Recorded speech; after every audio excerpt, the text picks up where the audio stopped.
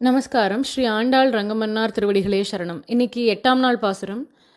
6ஆம் நாள் பாசுரம் தொடங்கி 15ஆம் நாள் பாசுரம் வரைக்கும் ஆண்டாள் தன்னுடைய 10 தோழிகளை எழுப்ப போறா அப்படின்னு நம்ம முன்னாடியே பார்த்தோம்.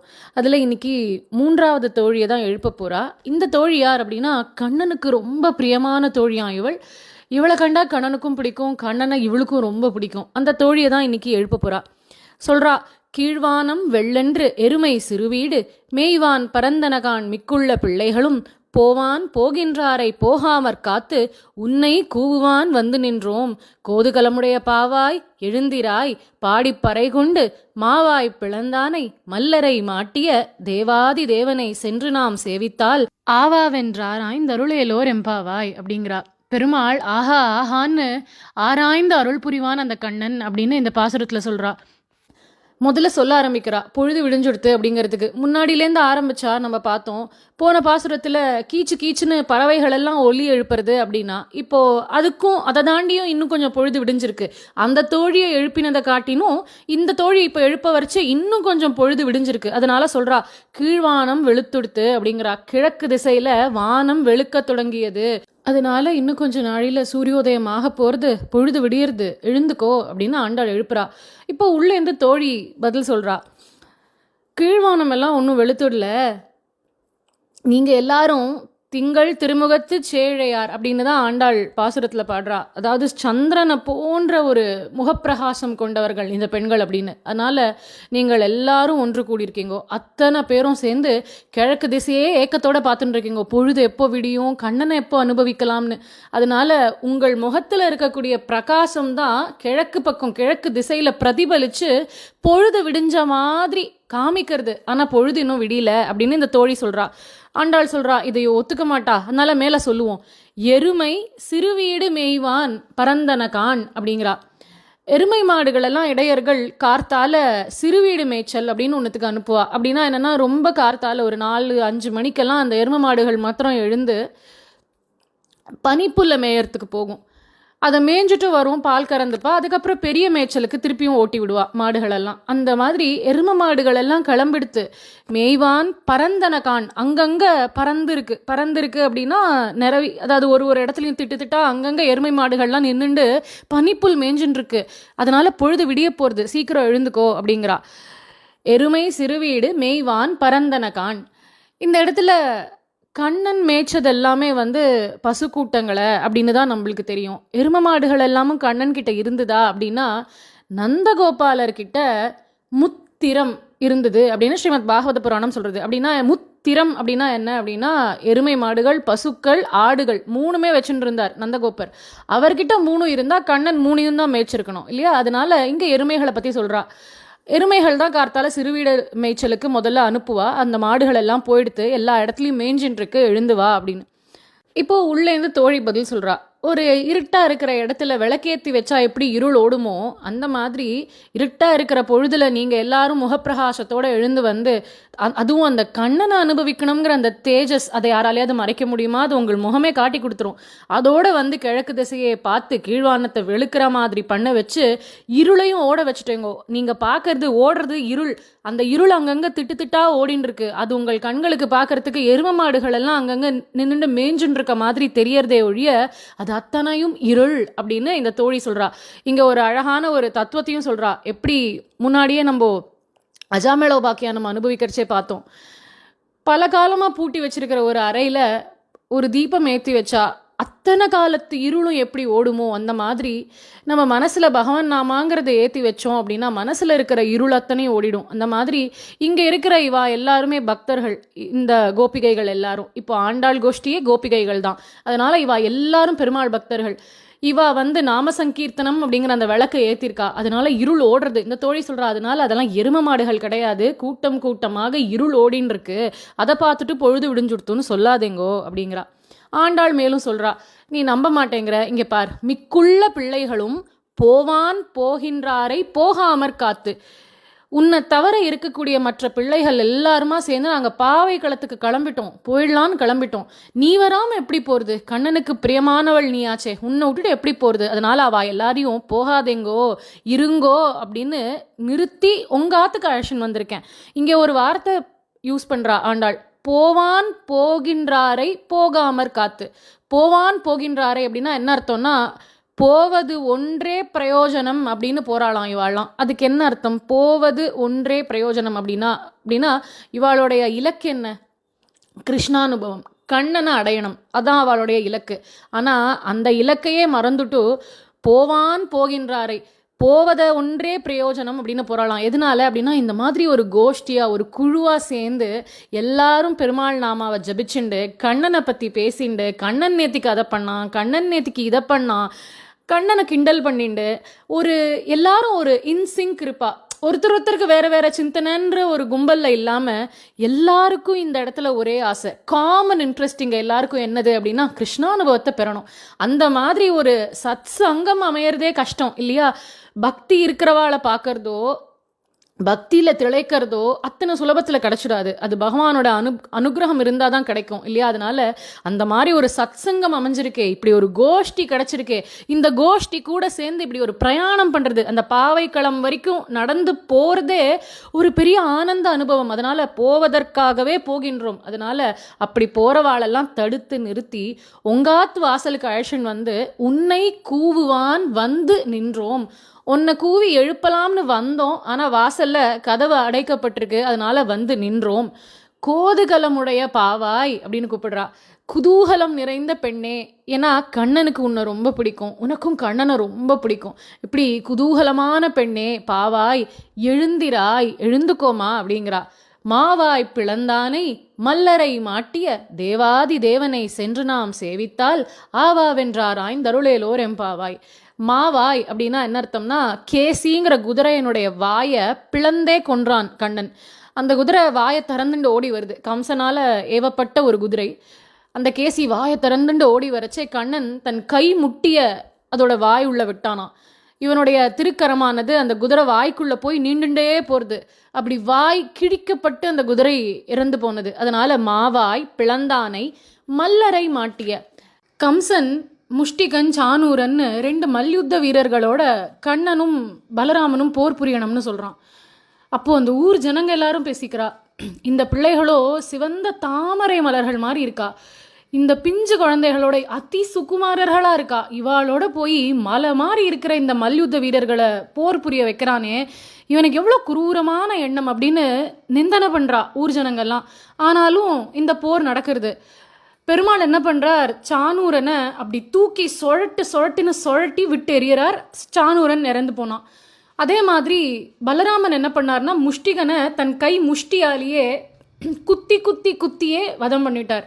இப்படி மல்லரை மாட்டிய, மல்யுத்த வீரர்களை மாண்டு போக செய்த தேவாதி தேவனை, தேவர்கள் எல்லாருக்கும் தேவனாக இருக்கக்கூடியவன் அந்த பெருமாள், தலைவர்களுக்கெல்லாம் தலைவன் அவன்தான்.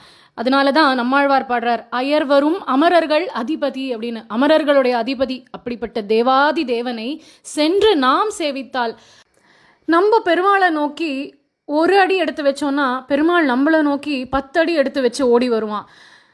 ஆனால் அவன் வரத்துக்கு முன்னாடியே நம்மளே அவனை ஓடி போய் சேவிக்கணும். அதனால் சென்று நாம் சேவித்தால் ஆஹா ஆஹான்னு பெருமாள் ஆனந்தமாக நம்ம எதையுமே கேட்க வேண்டாம் அவன்கிட்ட. நம்ம அடிமனசு ஆசை என்ன அப்படிங்கிறது அவனுக்கே தெரியும். ஆராய்ந்து அருள் புரியக்கூடியவன் இந்த கண்ணன் அப்படின்னு ஆண்டாள் இந்த பாசுரத்தை முடிக்கிறா. இந்த பாசுரத்தை ஆண்டாள் ஆராய்ந்து அருளேலோர் எம்பாவாய்னிலையோ முடிக்கிறா. பெருமாள் நம்ம அடிமனசில் இருக்கக்கூடிய ஆழத்தில் இருக்கக்கூடிய ஆசையை கூட விட்டுடாமல் ஆராய்ஞ்சு பார்த்து அருள் பாலிப்பான் அப்படின்னு ஆண்டாள் சொல்கிறா. இதுக்கு கூட ஒரு உதாரணத்தை ஸ்ரீமத் பாகவத புராணத்திலேருந்து நம்மளால் மேற்கோள் காட்டி சொல்ல முடியும். அது எல்லாருக்குமே ரொம்ப பிடிச்ச, எல்லாருக்குமே தெரிஞ்ச துருவனுடைய சரித்திரம். ட்விங்கிள் ட்விங்கிள் லிட்டில் ஸ்டார்னு 5 வயசில் குழந்தைகள் இந்த காலத்தில் கற்றுக்கிறா. ஆனால் அந்த 5 வயசில் நிஜமாவே ஒரு ஸ்டாராக மாறினான். அந்த துருவனுடைய சரித்திரத்தை தான் இன்றைய தினம் அனுபவிக்க போகிறோம். முன்னாடியே தெரிஞ்சுட்டோம், பிரம்மா பூமியில் முதல்ல சிருஷ்டி பண்ண ஆண் மற்றும் பெண் யாருன்னா ஸ்வயம்புவ மனு மற்றும் சதரூபா. அவள் 2 பேர் மூலமாக தான் பூமியில் சந்ததிகள் உருவாயின. அதில் ஸ்வயம்புவ மனுவுக்கும் சதரூபாவுக்கும் பிறந்த பிள்ளைகளில் உத்தானபாதன் அப்படிங்கிறவன் ஒரு புள்ள. அந்த உத்தானபாதனுக்கு 2 மனைவிகள். அதில் மூத்த மனைவி பெயர் சுனீதி, 2ஆவதாக கல்யாணம் பண்ணிட்ட மனைவியின் பெயர் சுருச்சி. சுனீதிக்கு துருவன் பிறக்கிறான், சுருச்சிக்கு உத்தமன் அப்படின்னு ஒரு புள்ள பிறக்கிறான். இந்த உத்தானபாதனுக்கு சுனீதி மேலே துளியும் பாசம் இல்லாமல் போயிடுத்து. மொத்தமாக சுருச்சியின் இடத்துலையே அவனுடைய அன்பை கொட்ட ஆரம்பித்தான். சுனீதியை மொத்தமாக வெறுத்து ஒதுக்கிட்டான். சுனீதி மேலே இருந்த அந்த வெறுப்பு துருவனையும் பாதிச்சது. துருவன் வரைக்கும் போயிடுது. துருவனையும் அவன் தன் பிள்ளையா நினச்சி அன்பு காட்டியெல்லாம் வளர்க்கலை. இப்படி இருக்க ஒரு சமயம் உத்தானபாதன் உட்காந்துருக்கான் தன்னோட அரியாசனத்தில். பக்கத்தில் சுருச்சி நிற்கிறா. அவனது மடியில் அந்த பையன் உத்தமன், 2வது புள்ள உத்தமன் உட்காந்துருக்கு. இப்போது துருவன் அந்த சபைக்கு வரான். அப்பா மடியில் தம்பி உட்காந்துருக்கிறத பார்த்த இந்த குழந்தைக்கு தானும் அப்பா மடியில் உட்காரணும்னு ஒரு சின்ன ஆசை தான் வந்தது. பெரிய பேராசையோ பணத்து மோகமோ அதெல்லாம் கூட இல்லை. 5 வயசு சின்ன குழந்தை. அதுக்கு இருந்த ஒரே ஆசை, தன்னோட அப்பா மடியில் தம்பி மாதிரி நம்மளும் ஆசையாக போய் உட்காந்துக்கணும். தம்பியை கொஞ்சறாளே அப்பா, நம்மளையும் அப்பா கொஞ்சணும். பாசத்துக்கு ஏங்கினான் அந்த குழந்தை. அப்பா மடியில் போய் உட்காரலாம்னு போனால் 5 வயசு குழந்தை பிஞ்சு மனசுன்னு கூட பார்க்காம சுருச்சி பிடிச்சி தள்ளிட்டு சொல்கிறா, என்னடா அப்பா மடியில் உட்காரணும்னு ஆசை வருதா? அந்த தகுதியெல்லாம் உனக்கு இல்லை அப்படின்னு சொல்கிறா. துருவன் எழுந்து கேட்குறான், இதுக்கு என்ன தகுதி வேணும்? என்னோட அப்பா தானே, எனக்கும் அப்பா தானே, நான் போய் எங்கள் அப்பா மடியில் உட்காரக்கூடாதா? அப்படின்னா, கூடாதுரா, தகுதி கட்டாயம் வேணும். என்ன தகுதி தெரியுமா? அதுக்கு நீ என் வயத்தில் பிறந்திருக்கணும். அந்த துர்பாகியவதி சுனீதி வயத்தில் போய் பிறந்த இல்லையா? அப்படி இல்லாமல் என் வயத்தில் பிறந்திருக்கணும். காட்டுக்கு போய் தவம் பண்ணி வரம் வாங்கிண்டு அடுத்த ஜென்மத்திலேயாவது எனக்கு மகனா பிறக்கணும் அப்படின்னு வரம் வாங்கிண்டு வா, அப்போ உன்னுடைய இந்த ஆசை ஈடேறும் அப்படின்னு சொல்லி அந்த குழந்தை மனசை அவ்வளோ காயப்படுத்துகிறா. அழறான். சின்ன பிள்ளை, 5 வயசு குழந்தை அழறான். அப்பா மடியில் உட்கார்றதுக்கு எனக்கு அருகதை கிடையாதா அப்படின்னு அழுதுண்டே பாவம் அம்மாட்ட ஓடி வருது. சுனீதி ஏற்கனவே மனசுடைஞ்சு போய் தான் இருக்கா. ஏன்னா அவளை மொத்தமாக அப்படியே விட்டுட்டான் உத்தானபாதன். எந்த ஆறுதலும் கிடையாது அவளுக்கு. அவள் மேல் துளியும் அன்பு கிடையாது. வெறுத்து ஒதுக்கப்பட்டவள் தான் அந்த சுனீதி. இந்த குழந்தை பாவம் அழுதுண்டு ஓடி வருது அவள் அம்மாட்ட. அம்மா என்னை சித்தி இப்படி சொல்லிட்டாமா, அப்பா மடியில் உட்காரக்கூடாதுன்னு சொல்லிட்டா, அதுக்கு நான் தவம் பண்ணியிருக்கணும், அவள் வயத்தில் பிறந்திருக்கணும்லாம் சொல்லிட்டாமா அப்படின்னு அழறுது. ஏம்மா நான் அப்பா மடியில் உட்காரக்கூடாதா அப்படின்னு. அதுக்கு சுனீதி பேசுகிறா, இது மனுஷ குலத்துக்கே ஒரு பாடம் சொல்கிற மாதிரி பேசுகிறா சுனீதி. எப்பொருள் யார் யார் வாய் கேட்பினும் அப்பொருள் மெய்ப்பொருள் காண்பதறிவுன்னு திருவள்ளுவர் சொல்கிறார். அந்த மாதிரி எந்த விஷயம் யார் வாயிலேருந்து எப்படி வந்தாலும் அதில் நல்லது இருந்தால் அதையும் நம்ம எடுத்துக்கலாம் இல்லையா? அந்த மாதிரி சுருச்சி தப்பாக பேசினா, புண்படுத்தினா 5 வயசு குழந்தை மனசு காயமாச்சு. ஆனால் சுனீதி ரொம்ப அழகாக அந்த சிச்சுவேஷனை ஹேண்டில் பண்ணுறா. அந்த குழந்தை மனசில் சித்தி மேலே வன்மத்தை விதைக்காமல் அதில் இருக்கிற நல்லதை பாரு துருவான்னு சொல்லி கொடுக்குறா.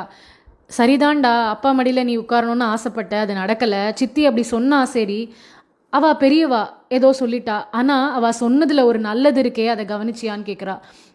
என்ன சொன்னா? உன்னை காட்டுக்கு போய் தவம் பண்ணுன்னு சொன்னா. எப்பேற்பட்ட நல்ல மார்க்கத்தை உனக்கு காட்டியிருக்கா துருவா. பெருமாளை காட்டிலும் நமக்கு நல்ல அப்பா அம்மா யாராவது இருக்க முடியுமா என்ன?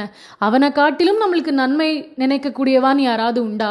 நம்ம திருமங்கை ஆழ்வார் என்ன அழகா பாசுரத்தில் பாடுறார், குலம் தரும் செல்வம் தந்திடும் அடியார் படுதுயராயினவெல்லாம் நிலந்தரம் செய்யும் நீள் விசும்பருளும் அருளோடு பெருநிலம் அளிக்கும் வளம் தரும் மற்றும் தந்திடும் பெற்ற தாயினும் ஆயின செய்யும் நலம் தரும் சொல்லை நான் கண்டுகொண்டேன் நாராயணா என்னும் நாமம் அப்படிங்கிறார். இந்த பூமியில் அம்மாவை காட்டிலும் நம்மளுக்கு யார் நல்லது நினச்சிட போகிறா? ஆனால் அம்மாவை காட்டிலும் நல்லது நினைக்கக்கூடியவன் ஒருவன் உண்டு அப்படின்னா அது ஸ்ரீமன் நாராயணன் தான். ஏன்னா நம்ம அம்மா இந்த ஜென்மாவுக்கு நம்மளுக்கு அம்மா, அதுக்கே அவளுக்கு நம்ம மேலே அவ்வளோ பாசம் இருக்குது, நம்ம மேலே உயிரே வச்சுட்டுருக்கா அந்த அம்மா. அப்படிங்கிறச்சே எத்தனையோ ஜென்மாந்திரமாக நம்மளுக்கு அம்மாவா அப்பாவா இருக்கிறவன் அந்த பகவான். அவனுக்கு நம்ம மேலே எவ்வளோ கருணை இருக்கும். அதனால் அவள் சொல்கிறா, ஒரு நல்ல மார்க்கத்தை தானே காட்டியிருக்கா உன்னோட சித்தி, காட்டுக்கு போய் தவம் பண்ண சொல்கிறா, போய் பண்ணு, பெருமாள் உனக்கு நல்லதே கொடுப்பான், உயர்ந்த ஸ்தானத்தை அந்த பெருமாள் உனக்கு கொடுப்பான், போ அப்படின்னு அனுப்புகிறா. ஒரு அம்மா தன் பிள்ளைய ஆசையாக அருந்தவம் இருந்து பெத்த பிள்ளைய காட்டுக்கு போய் தவம் பண்ணுன்னு சொல்லுவாளா அப்படின்னா அவள் சொன்னா. பெருமாள் மேலே அவளுக்கு இருந்த நம்பிக்கை அவளை அப்படி சொல்ல வச்சுது. இப்பேற்பட்ட உத்தமி தான் அந்த சுனீதி. இப்போ துருவன் கிளம்பி காட்டுக்கு போகிறான். போகிற வழியில் எதிர நாரதரை சந்திக்கிறான். எப்போவுமே பெருமாளை நோக்கி நம்ம ஒரு அடி எடுத்து வச்சோம்னா பகவான் நம்மளை நோக்கி 10 அடி எடுத்து வச்சு வருவான். அவனுக்கு தேவையெல்லாம் அந்த ஒரு அடி நம்ம வைக்கிறோமாங்கிறது தான், அந்த இனிஷியல் புஷ், அவ்வளோதான். மற்றதை அவனே பார்த்துப்பான். இந்த மாதிரி இந்த குழந்தை காட்டில் போய் தவம் பண்ண போகிறேன் அப்படின்னு ஒரு பெரிய முடிவு எடுத்திருக்கு. அதனால பெருமாள் அந்த குழந்தைய வழி நடத்துறதுக்காக குருவான நாரதரை அனுப்பி வச்சிருக்கான். இப்போ நாரதர் இந்த குழந்தைகிட்ட கேட்குறாரு, என்ன கண்ணா காட்டு பக்கம் வந்துன்னு இருக்க, இங்கே என்ன பண்ண போற நீ அப்படின்னு. அப்போது துருவன் நடந்ததெல்லாம் சொல்கிறான். அப்பா மடிக்கு ஆசைப்பட்டேன், அது நடக்கலை, எனக்கு அந்த தகுதி இல்லை, அருகதை இல்லைன்னு சொல்லி என்னை காயப்படுத்திட்டா, மனசு புண்பட்டு போச்சு, அதனால் பெருமாளை குறித்து தவம் இருக்கலான்னு காட்டுக்கு போகிறேன் அப்படின்னு அந்த குழந்தை சொல்கிறத கேட்டு நாரதருக்கு ஆச்சரியமாக இருக்குது. ஏன்பா குழந்தை, காட்டில் மிருகங்கள்லாம் இருக்குமே, நீயும் அரண்மனையில் வளர்ந்த புள்ள, தவம் பண்ணணுன்னா ரொம்ப கஷ்டமாச்சே, அதுக்கு ரிஷிகள் யோகிகள் எல்லாருமே ரொம்ப கஷ்டப்படுவா, நீயோ சின்ன புள்ள, உன்னால் எப்படிப்பா சாப்பிடாமலாம் தவம் கூட இருக்க முடியுமா அப்படின்னு அவர் கேட்குறார். அதுக்கு துருவன் சொல்கிறான், கட்டாயம் என்னால் முடியும், அந்த உறுதி எனக்கு இருக்குது, பெருமாள் என் கூட இருப்பான், நான் கட்டாயம் தவம் இருப்பேன் அப்படின்னு சொல்கிறான்.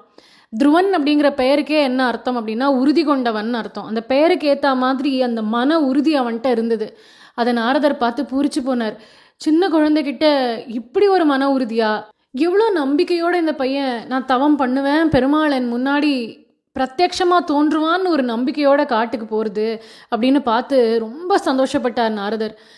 உடனே மேலும் அந்த குழந்தைய சோதிச்சு பார்க்கலான்னு இந்த மாதிரி அச்சுறுத்தி பார்க்குறார். காடு மிருகங்கள் இருக்கும், உனக்கு பயமா இல்லையா, நீ அரசபோகங்களோட அரண்மனையில் வாழ்ந்த பிள்ளையாச்சே, இதெல்லாம் உன்னால் முடியுமா? எதுக்குமே துருவன் கலங்கவே இல்லை. நான் தவம் பண்ணியே தீருவேன், பெரிய பதவியை நான் பெருமாள்கிட்ட வரமாக கேட்டு பெறுவேன் அப்படிங்கிறான். இப்போ நாரதர் இவ்வளோ உறுதியோடு இருக்கிற பிள்ளைக்கு மந்திரோபதேசம் பண்ணியே தீருவோம் அப்படின்னு முடிவு பண்ணிட்டார். அவனுக்கு துவாதசாட்சரி அப்படின்னு சொல்கிற வாசுதேவ மந்திரத்தை நாரதர் உபதேசம் பண்ணார், ஒரு குருவா ஒரு ஆச்சாரியனாக இருந்து. அதை நன்னா பக்தியோட கிரகிச்சுண்டான் துருவன். கூடவே நாரதர் பெருமாளினுடைய திருமேனியை பற்றி வர்ணிக்கிறார் துருவன் கிட்ட. எப்பேற்பட்ட அழகான திருமேனி அப்படின்னு, எவ்வளோ பிரசன்னமானவன் அந்த பெருமாள் அப்படிங்கிறதெல்லாம் இந்த குழந்தைக்கு சொல்லி கொடுக்குறார். துருவா, அந்த பெருமாள் எப்படிப்பட்டவன் தெரியுமா? பன்னிசைக்கும் பவழவாய்தழும்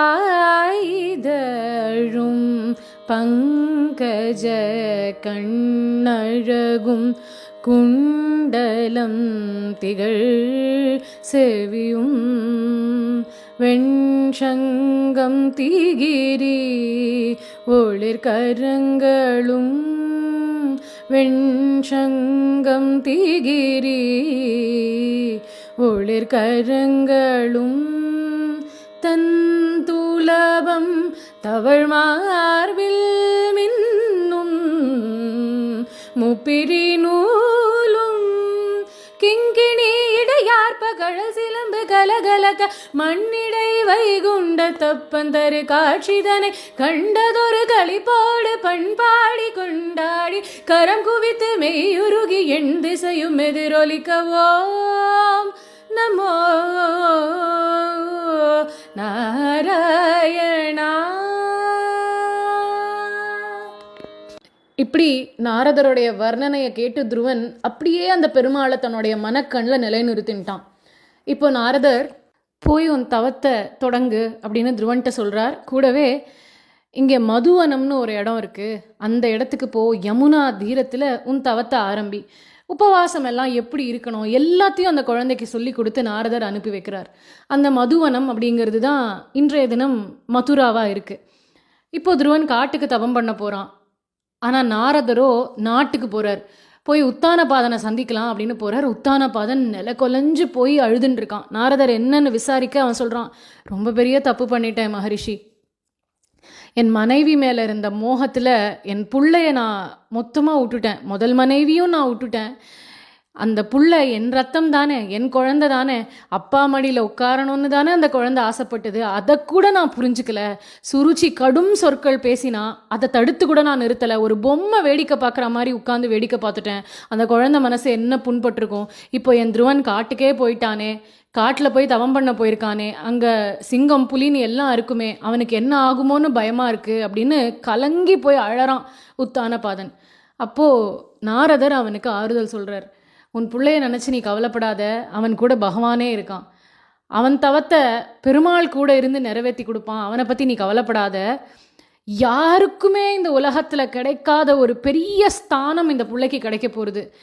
யாருமே சாதிக்க முடியாத ஒரு பெரிய விஷயத்தை இந்த புள்ள சாதிக்க போகிறான், அதனால் நீ கலங்காத. கூடவே அப்பேற்பட்ட பிள்ளைக்கு அப்பாவான உனக்கும் புகழ் கிடைக்கும் அப்படிங்கிறார் நாரதர். யோசிச்சு பார்த்தா உத்தானபாதனுக்கு அந்த உத்தமன் அப்படிங்கிற அந்த ஒரு புள்ள மாத்திரம்தான் குழந்தை அப்படின்னு இருந்திருந்ததுன்னா இந்த உத்தானபாதனை பற்றின எந்த விஷயமும் இன்றைக்கி யாருக்குமே தெரிஞ்சிருக்காது. 10ஓட 1 11 ஒரு ராஜாவாக வாழ்ந்துட்டு அவனும் போயிருப்பான்.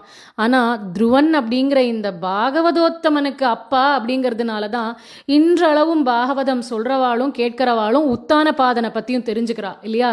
அதனால் மகரிஷி வாயிலேருந்து வந்த அந்த வாக்கு பலிக்கிறது. இப்படி உத்தானபாதனுக்கு சமாதானம் சொல்லிட்டு நாரதர் கிளம்பிட்டார். இப்போ துருவன் காட்டில் தன்னோட தவத்தை தொடங்கியிருக்கான். அந்த மது வனத்தில் யமுனா தீரத்துக்கிட்ட இந்த குழந்தை தவத்தை ஆரம்பிக்கிறான். முதல் மாதம் அவன் எப்படி உபவாசம் இருந்தான் அப்படின்னா 3 நாட்களுக்கு ஒரு தடவை இலந்த பழம் விளாம்பழம்னு சாப்பிட்டுன்னு இருந்தான். 2வது மாதத்தில் 6 நாளைக்கு ஒரே ஒரு வாட்டி இலை தழை செருகு அதெல்லாம் சாப்பிட்டுன்னு இருந்தான். 3வது மாதம் வந்தது, 9 நாட்களுக்கு ஒரு முறை தான் ஜலமே பருகுவான். 4வது மாதம் 12 நாட்களுக்கு ஒரு முறை தான் காத்தையே சுவாசிப்பான். 5வது மாதம் அந்த காத்தையும் நிறுத்திட்டான், அந்த மூச்சையே நிறுத்தி கடும் தவம், கோரமான தவம். அந்த தவ வலிமை எப்படி இருக்குது அப்படின்னா மனசில் அந்த பெருமாளினுடைய ரூபத்தை அப்படியே நிலைநிறுத்தி தவம் பண்ணிட்டு இருக்கான் இந்த துருவன். பெருமாளே அவன் மனசில் இப்போ இருக்கார். அதனால் இந்த புள்ள ஒத்த காலில் நின்று தவம் பண்ணுறச்சே எல்லாம் அவன் காலை பூமியில் எந்த பக்கம் வச்சு பதிக்கிறானோ அந்த பக்கம் பூமி அப்படியே சாயிருது. காரணம் என்னென்னா அவன் மனசில் அந்தரியாமையாக அவன் கட்டி போட்டிருக்கானே அந்த பெருமாள், அவனுக்குள்ளே தான் இந்த ஜகத்தே அடக்கும். அந்த பெருமாள் இப்போ துருவன் மனசுக்குள்ளே இருக்கார். அதனால் துருவன் எந்த பக்கம் கால் வச்சாலும் பூமி அந்த பக்கம் அப்படியே சாயிருது. இதுலேயும் அவன் மூச்சை கட்டுப்படுத்தி தவம் பண்ணுறதுனால இவன் மனசுக்குள்ளே பெருமாள் இருக்கார். பெருமாள் தான் எல்லாருக்குமே மூச்சு சுவாசம் எல்லாம். அந்த மூச்சையும் இப்போ துருவன் நிறுத்திட்டான் இல்லையா? அதனால எல்லாருக்கும் மூச்சு திணறல் ஏற்படுறது. தேவர்கள் எல்லாராலையும் மூச்சு விட முடியாமல் கஷ்டப்படுறா. எல்லாரும் நேர மகாவிஷ்ணு கிட்ட போய் முறையிடுறா, பெருமாளே நீங்கள் போய் இந்த தவத்தை முதல்ல நிறுத்துங்கோ, துருவன் முன்னாடி பிரத்யக்ஷமாக போய் நீங்கள் அவன் கேட்குற வரத்தை அவனுக்கு கொடுத்துருங்கோ, அவன் என்ன ஸ்தானம் கேட்குறானோ அதை நீங்கள் கொடுத்துருங்கோ, போகிறோம் இந்த தவம் அப்படிங்கிறா. பெருமாள் இதுக்காக தான் காத்துட்டு இருந்தார். ஒன்று, இவா எல்லாருக்கும் புரியணும் அந்த குழந்தையுடைய ஸ்ரத்தை என்னங்கிறது, எவ்வளோ ஒரு திட விஸ்வாசத்தோடு அவன் தவம் பண்ணுறான் அப்படிங்கிறது எல்லாரும் புரிஞ்சுக்கணுங்கிறதுக்காக காத்துட்டு இருந்தார். அதை தேவர்கள் புரிஞ்சுன்ட்டா. 2வது, தேவர்கள் வாயால் இந்த வார்த்தை வரணும், அவன் என்ன கேட்குறானோ என்ன பதவி கேட்குறானோ அதை கொடுத்துருங்கோன்னு அவளும் சொல்லணும் அப்படின்னு காத்துட்டுருக்கார். ஏன்னா இவாளுக்கு கொஞ்சம் பொறாமையெல்லாம் உண்டு. முக்கியமாக இந்திரனுக்கு யாராவது ஒருத்தர் தேவ பதவியை தாண்டி ஒரு பதவி அடைஞ்சுட்டா அப்படின்னா தேவர்களுக்கு பொதுவாக அது பொறாமையை ஏற்படுத்தும், அவளால் அதை தாங்கிக்க முடியாது, அந்த பதவியிலேருந்து அவளை இறக்கிடணும் அப்படின்னு முயற்சி பண்ணுவா. அவள் வாயாலேயே வர வச்சுட்டார் பெருமாள், அந்த தவத்தை போய் நிறுத்துங்கோ, நீங்கள் அவன் முன்னாடி போய் தரிசனம் கொடுங்கோ அப்படின்னு தேவர்களே பெருமாள்கிட்ட வேண்டிக்கிறா. உடனே பெருமாளும் கருடாரூடனா அப்படியே அந்த குழந்தை முன்னாடி வந்து இறங்கி நிற்கிறார். துருவன் கண்ணே திறக்கலை. தன் முன்னாடி பெருமாள் வந்திருக்காருங்கிறது கூட அவனுக்கு தெரியாது. அந்த அளவுக்கு தவத்தில் மூழ்கி போயிருக்கான். பெருமாள் ஆசையாக தன்னோட அன்பான அந்த குரலில் துருவா அப்படின்னு கூப்பிடுறார். கூப்பிட்டது கூட அவன் காதுகளில் விழலை. பெருமாள் பார்த்தார், மனசுக்குள்ள பெருமாளுடைய ரூபம் இருக்கிறதுனால தானே இவ்வளோ ஒரு மனதோடு இவன் தவம் பண்ணுறான், அந்த மனசுக்குள்ளே இருக்கிற அந்த ரூபத்தை மறைச்சிடுவோம் அப்படின்னு துருவன் மனசில் இருந்த அந்த பெருமாளை மறைச்சிட்டாராம். உடனே எங்கே போனார் பெருமாள் அப்படின்னு திடுக்கிட்டு போய் துருவன் கண்ணை திறந்து பார்க்க, எந்த ரூபத்தை தன் மனசுக்குள்ளே நிலைநிறுத்தி 5 மாதம் தவம் பண்ணானோ அந்த ரூபம் அவன் கண் முன்னாடி பிரத்யக்ஷமாக நிற்கிறது. அந்த குழந்தைக்கு பேச்சு கூட வரல, கண்கள்லேருந்து ஜலம் தான் கொட்டுறது. நம்ம எல்லாரும் நினைப்போம் பெருமாளை ஒரு நாள் சேவிக்கணும், பெருமாள் நேர பிரத்யக்ஷமாக வந்தால் நம்ம அப்படி கேட்போமா இப்படி கேட்போமா என்ன கேட்போம், இதெல்லாம் நிறைய பேரோட கற்பனையில் ஓடி இருக்கும். ஆனால் நிஜத்தில் பெருமாள் அப்படி பிரத்யக்ஷமாக வந்தால் உறைஞ்சு போய் தான் நிற்க தோணும். அந்த அழகு, அவனோட ஆக்கர்ஷண சக்தி நம்மளை பேசக்கூட விடாது. துருவன் அப்படியே ஸ்தம்பிச்சு அந்த பெருமாளை பார்த்த வண்ணம் இருக்கான். கண்லேருந்து தார தாரையாக ஜலம் கொட்டுறது. 5 வயசு குழந்தைக்காகவும் வந்தான் ஒருத்தன் அப்படின்னா அவன் கருணை என்ன சொல்கிறது? அந்த குழந்தை பண்ண தவத்தை தான் என்னன்னு வர்ணிக்கிறது இல்லை, வார்த்தைகளே கிடையாது. இப்படி அந்த குழந்தை அந்த பெருமாளை பார்த்து, உன்னை பார்த்தா எனக்கு முத்தம் கொடுக்கணும்னு ஆசையாக இருக்குது, உன்னை கட்டிக்கணும்னு ஆசையாக இருக்குது அப்படின்னு பெருமாள் மேலே அவனுக்கு இருக்கிற அன்பை அவன் வெளிப்படுத்துகிறான். மேலும் அந்த குழந்தை சொல்கிறது, இத்தனை நாள் உன்னை நினச்சி தவம் பண்ணேன், இப்போ என் கண் முன்னாடி வந்து நிற்கிற, உன்னை துதி பண்ணணும்னு ஆசையாக இருக்குது, வாயில் வார்த்தைகள் வரமாட்டேங்கிறதே பெருமாளே அப்படிங்கிறான். உடனே பெருமாள் அன்போட ஆசையாக அவர் கையில் இருக்கக்கூடிய பாஞ்சஜன்யம் அந்த சங்கத்தை எடுத்து அந்த குழந்தையோட கன்னத்தை அப்படி வருடி விட்டாராம். அடுத்த க்ஷணமே துருவஸ்துதி பாடிட்டான் துருவன் பெருமாள் மேலே. இப்படி பெருமாளை நம்ம ஸ்தோத்திரம் பண்ணணும்னா கூட அதுக்கும் பெருமாள் தான் நம்மளுக்கு அனுகிரகம் பண்ணணும். வாயிலேருந்து வர ஒரு ஒரு அக்ஷரமும் ஒரு ஒரு வாக்கும் அவன் நினச்சாதான் வரும். அவனை பற்றியே நம்ம துதி பண்ணணும்னாலும் அதுக்கும் அவன் அனுகிரகம் தான் தேவை. அதுதான் இந்த இடத்துல துருவனுக்கு நடந்தது. இப்போது பெருமாள், கண்ணா குழந்தை உனக்கு என்ன வேணும் சொல் அப்படின்னு கேட்கிறார். துருவன் சொல்கிறான், அவன் நினச்சிட்டு இருந்தது ஒன்று, உயர்ந்த பதவி வேணும்னு மனசில் நினச்சான். ஆனால் பெருமாளை பார்த்த உடனே அவனுக்கு எதுவுமே வேண்டாம், நீ போரும் பெருமாளே, எனக்கு நீ மட்டும்தான் வேணும், உன் மேலே எனக்கு பக்தி வேணும், அந்த பக்தி ஒரு நாளும் குறையாமல் வளர்ந்துட்டே போகணும், அவ்வளவுதான், வேற எதுவும் வேண்டாம். அதே மாதிரி யார் யாரெல்லாம் உன்னை பக்தி பண்ணுறாளோ அவளோட சங்கம் எனக்கு ஏற்படணும், சத் சங்கம் எனக்கு ஏற்படணும், அந்த மாதிரி இருக்கிறவாளோடையே நான் உறவு கொண்டு இருந்துட்டே இருக்கணும் அப்படிங்கிறான். மூணாவது, உன் சரித்திரங்கள் எல்லாத்தையும் என் காது குளிர கேட்டுண்டே இருக்கணும், இவ்வளவுதான், இதுதான் எனக்கு உன்கிட்ட கேட்கணும்னு இருக்கிற வரம், வேற எதுவுமே எனக்கு வேண்டாம் அப்படிங்கிறான். பெருமாள் சொன்னார், இது அத்தனையும் உனக்கு கட்டாயம் கொடுப்பேன், கூடவே உன் அடிமனசில் ஆழத்தில் ஒரு ஆசை வச்சுட்டு இருந்த இல்லையா, அதையும் நான் நிறைவேற்றுவேன் அப்படின்னா நான் பெருமாள். ஆண்டாள் இங்கே அதை தான் சொல்கிறா, ஆராய்ந்து அருளேலோர் எம்பாவாய். நம்ம சொல்லாமல் போனால் கூட நமக்கு என்ன வேணும்னு நம்ம அவன்கிட்ட கேட்கணும்னு அவசியமே இல்லை. சுதாமா கேட்டாரா, இப்போ துருவன் கேட்டானா, பிரகலாதன் கேட்டானா, பெருமாள் எல்லாருக்கும் என்ன அனுகிரகம் பண்ணணும்னு அவருக்கு நல்லா தெரியும். அவர்கிட்ட போய் அது வேணும் இது வேணும்னு நம்ம கேட்கணும்னு அவசியமே இல்லை. இப்போ பெருமாள் சொல்கிறார் துருவன்ட்ட, எனக்கு அது தெரியும், அதையும் நான் உனக்கு அனுகிரகம் பண்ணுவேன் துருவா. யாருக்குமே கிடைக்காத ஒரு உயர்ந்த ஸ்தானம் துருவ பதம். என்னைக்கு யார் அண்ணாந்து வானத்தை பார்த்தாலும் நட்சத்திரமா உன்னை பாப்பா. உன்னை பார்க்குற ஒருத்தருக்கும் தோணக்கூடிய ஒரே விஷயம், ஒரு குழந்தை பக்தி பண்ணி துருவபதம்னு சொல்லக்கூடிய அந்த உயர்ந்த ஸ்தானத்தை அடைஞ்சான் அப்படின்னா அவன் பக்தி எப்பேற்பட்டது. ஒரு பக்தனுக்கு பகவான் என்ன கேட்டாலும் அனுகிரகம் பண்ணுவாங்கிற நம்பிக்கை வானத்தில் இருக்கிற உன்னை பார்த்தா அவளுக்கு தோணணும் அப்படின்னு எல்லாரும் அவனை அண்ணாந்து பார்க்கும் வண்ணம் பெருமாள் அவனை அந்த துருவபதத்தில் இருக்கும்படி செய்தான். சொன்னான், அந்த துருவபதத்தை நான் உனக்கு கட்டாயம் அனுகிரகம் பண்ணுவேன். நீ கேட்ட இல்லையா உனக்கு சத் சங்கம் வேணும்னு, உன் அருகாமையிலேயே தான் சப்தரிஷிகள் இருக்க போகிறா. இன்றைக்கும் நம்ம வானத்தில் பார்க்குறோம் இல்லையா, Saptarishi constellation, group of stars, அதை வந்து நம்ம கான்ஸ்டலேஷன்னு சொல்லுவோம். துருவ நட்சத்திரம் அதாவது போல் ஸ்டாருக்கு பக்கத்திலேயே தான் சப்தரிஷி கான்ஸ்டலேஷனும் இருக்குது இன்றைக்கும் வானத்தில், அப்படி தான் இருக்குது. அதனால உனக்கு அருகாமையிலேயே சப்தரிஷிகள் இருப்பா, அதனால உனக்கு சத் சங்கமும் ஏற்படும். கூடவே என் சரித்திரங்களை கேட்கணும்னு ஆசைப்பட்ட இல்லையா, அந்த சப்தரிஷிகள் எல்லாரும் என் சரித்திரங்களை தான் தினமும் ஓதின்னு இருப்பா, அது உன் காதுகளில் எந்நேரமும் ஒலிச்சுட்டே இருக்கும் அப்படின்னு துருவன் கேட்ட அந்த ஆசையும் நிறைவேற்றினார். அவன் அடிமனசில் இருந்த ஆசையான அந்த உயர்ந்த ஸ்தானம் அதையும் அவனுக்கு கொடுத்தார். இந்த கல்பம் முடிகிற வரைக்கும் அந்த துருவ நட்சத்திரமானது அங்கேயே இருக்கும்படி பெருமாள் வந்து அவனுக்கு அனுகிரகம் பண்ணார். கல்பம் முடியறச்சே நீ மோட்சத்துக்கும் வந்து சேருவ அப்படின்னு துருவனுக்கு வரங்களை வாரி வழங்கினார் பெருமாள். கூடவே பெருமாள் சொல்றார், இன்னும் கொஞ்ச காலத்தில் உன்னுடைய தம்பியான இந்த உத்தமன் காட்டுக்கு போவான், அப்போ யக்ஷர்களால் அவன் கொல்லப்படுவான். அந்த சோகம் தாழ முடியாமல் உன்னோட சித்தியான சுருச்சி தற்கொலை பண்ணிடுவா அப்படின்னு இதையும் துருவன் கிட்ட பெருமாள் சொல்கிறார்.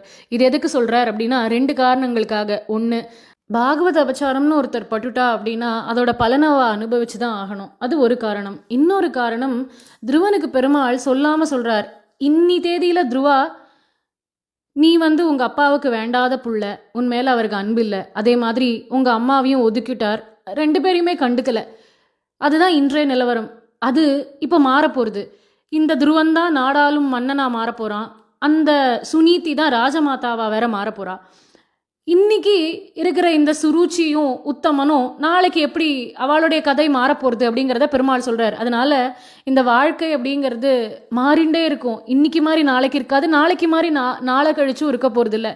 அதனால் இந்த மாய வலையில் சிக்கிக்காத அப்படிங்கிறத பெருமாள் துருவனுக்கு சொல்லாமல் அந்த இடத்துல சொல்கிறார். இப்படி துருவனுக்கு பெருமாள் 36,000 ஆண்டுகள் அவனுடைய ஆயுட்காலம், 36,000 வருஷங்கள் ராஜ்ய பரிபாலனம் பண்ணு அப்படின்னு அவனுக்கு சொல்லிட்டு, அந்த ராஜ்ய பரிபாலனம் எல்லாம் முடிச்சுண்டு தர்மத்தை ஸ்தாபனம் பண்ணிட்டு அதுக்கப்புறம் நீ துருவபதத்துக்கு வரலாம் அப்படிங்கிறார் பெருமாள். இந்த கல்பம் முடிஞ்சதுக்கு அப்புறமா நீ மோட்சமும் அடைவாய் அப்படின்னு இவனுக்கு வரமெல்லாம் வழங்கிட்டு பெருமாள் வைகுண்டத்துக்கு எழுந்தருளினான். இப்போ துருவன் நாட்டுக்கு வரான். எல்லாரும் துருவனை வரவேற்கிறா. ஏன்னா பகவத் அனுகிரகம் கிடைச்ச ஒரு குழந்தையாச்சே, அதனால கொண்டாடுறது அவ நாடே துருவனை. உத்தானபாதன், சுருச்சி, சுனீதி, தம்பி உத்தமன் எல்லாரும் துருவனை வரவேற்கிறா. இப்படி இருக்க துருவன் கல்வி எல்லாம் பயின்று நல்ல குழந்தையா மேலும் வளர்ந்துட்டு வந்துட்டுருக்கான். அப்படி இருக்க ஒரு நாள் உத்தானபாதன் ராஜ்ய பொறுப்பு அத்தனையும் துருவன் கையில் ஒப்படைச்சிட்டு துருவனுக்கு பட்டாபிஷேகம் பண்ணி வச்சுட்டு உத்தானபாதன் காட்டுக்கு கிளம்பி போயிடுறான் தவம் பண்ணுறதுக்கு. துருவனும் தர்ம நெறிப்படி அரசாட்சி புரிஞ்சுன்னு இருக்கான். துருவனுக்கு கல்யாணமும் ஆறுது. அவனோட மனைவி பெயர் பிரம்மி அப்படிங்கிற அந்த பொண்ணை கல்யாணம் பண்ணிட்டான். 2 பிள்ளைகள் பிறந்தா துருவனுக்கு, கல்பன், வஸ்திரன் அப்படின்னு. வாயு பகவானுக்கு ஒரு ஆசையாம், அவரோட பொண்ணையும் துருவனுக்கு கல்யாணம் பண்ணி கொடுத்து துருவனுக்கு மாமனாராக ஆகணும் அப்படின்னு வாயுவுக்கு ஆசையாம். அதனால வாயு பகவானுடைய பொண்ணான இளா அப்படிங்கிறவளையும் துருவனுக்கு கல்யாணம் பண்ணி கொடுக்குறா. இவா 2 பேருக்கு ஒரு புள்ள ஒரு பொண்ணு பிறக்கிறது. அந்த புள்ளையின் பெயர் உத்கலன். இப்படி பெருமாள் சொன்ன மாதிரி ஒரு நாள் உத்தமன் அப்படிங்கிற அந்த தம்பி காட்டுக்கு போகிறான். அப்போ யக்ஷர்களால் உத்தமன் கொல்லப்படுறான். துருவனுக்கு ரொம்ப கோவம் வருது, தன் தம்பியை கொன்னுட்டாளேன்னு. அதனால யக்ஷர்கள் கூட்டத்தோடையே துருவன் சண்டைக்கு போகிறான். அப்படி இருக்க ஸ்வாயம்புவ மனு துருவனை தடுத்து நிறுத்துறார். வேண்டாம்ப்பா, இந்த சண்டையெல்லாம் வேண்டாம், அவனோட ஆயுசு அவ்வளவுதான், அதே மாதிரி அது அவனுடைய விதியும் கூட, பெருமாள் சொன்னது நடக்கிறது, விட்டுடு அப்படிங்கிறார். துருவனும் சமாதானமாகி நாட்டுக்கு திரும்பிடுறான். இப்படி 36,000 ஆண்டுகள் பூர்த்தியானதுக்கு அப்புறமா துருவன் பதரிகாஷ்டிரமம் போகிறான் பெருமாள் சேவிக்கிறதுக்கு. அப்போது ஒரு தங்க விமானம் வருது. அந்த தங்க விமானத்தில் 2 விஷ்ணு தூதர்கள் வரா. துருவனை இப்போது துருவபதத்துக்கு அழைச்சின்னு போகிறதுக்காக. வாங்கோன்னு துருவனை அந்த விமானத்தில் ஏற்றிக்க போகிறா. அப்போது ஒருத்தர் தன் தலையை காட்டி, என் தலையில் உங்கள் திருவடியை பதிச்சு இந்த விமானத்தில் ஏறுங்கோ அப்படின்னு குனிஞ்சு நின்னாராம். யார் அப்படின்னா யமதர்மராஜா. ஒரு பெருமாளினுடைய பக்தனுக்கு கிடைக்கக்கூடிய மரியாதை அப்படின்னா அது இதுதான். அவர் தன் சிரசை காமிச்சு என் சிரசில் உங்கள் திருவடி பதியட்டம் அப்படிங்கிறார். துருவன் அப்படி அந்த விமானத்தில் ஏறிண்டு அந்த விமானம் கிளம்புறது. அப்போ துருவனுக்கு தோன்றுறது, நம்ம அம்மா சுனீத்தியை மறந்துட்டோமே அப்படின்னு. உடனே விஷ்ணு தூதர்கள் கிட்ட துருவன் தெரிவித்தான், அம்மாவை மறந்துட்டேன், எங்கள் அம்மாவையும் கூட்டிகிட்டு வரணும் அப்படின்னு. உடனே விஷ்ணு தூதர்கள் சொல்கிறா, துருவா கொஞ்சம் எட்டிப்பார் அப்படின்னு. எட்டி பார்த்தா இவாளுக்கு முன்ன இன்னொரு விமானம் போயின்னு இருக்கு. அந்த விமானத்தில் சுனீத்தி போயின்னு இருக்கா. அதுக்கு விஷ்ணு தூதர்கள் சொல்கிறாளாம், உனக்கு முன்னாடி உன்னுடைய அம்மா துருவபதத்துக்கு போயிடுவா அப்படின்னு. இதுக்கு என்ன அர்த்தம் அப்படின்னா, பக்தி மார்க்கத்தை ஒருத்தர் காட்டி கொடுக்குறா இல்லையா, அவளுக்கு இந்த பக்தி பண்ணவாளை விட அதிக புண்ணியம்.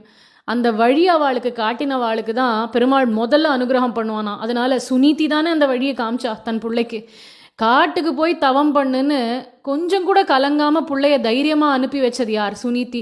வேண்டாம் கண்ணா, நீ எங்கேயும் போகாத, அம்மாவோடையே இருந்துடுன்னு சொல்லாமல் நீ போய் பெருமாளை நோக்கி தவம் பண்ணு, பெருமாள் உன்னை ரட்சிப்பான்னு நம்பிக்கை ஊட்டி அந்த குழந்தைய அமிச்சா இல்லையா. அதனால சுனீதி துருவனுக்கு முன்னாடியே துருவபதத்துக்கு போகிறா. அதுக்கப்புறமா துருவன் போகிறான். இப்படியாக அவன் மனசில் இருந்த ஆசையை கூட அவன் பெருமாள் கிட்ட தெரிவிக்கலை.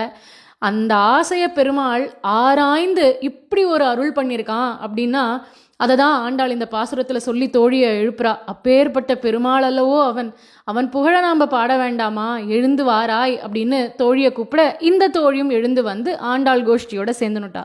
நாளைய தினம் நாளைய பாசுரத்தை அனுபவிப்போம். ராதே கிருஷ்ணா.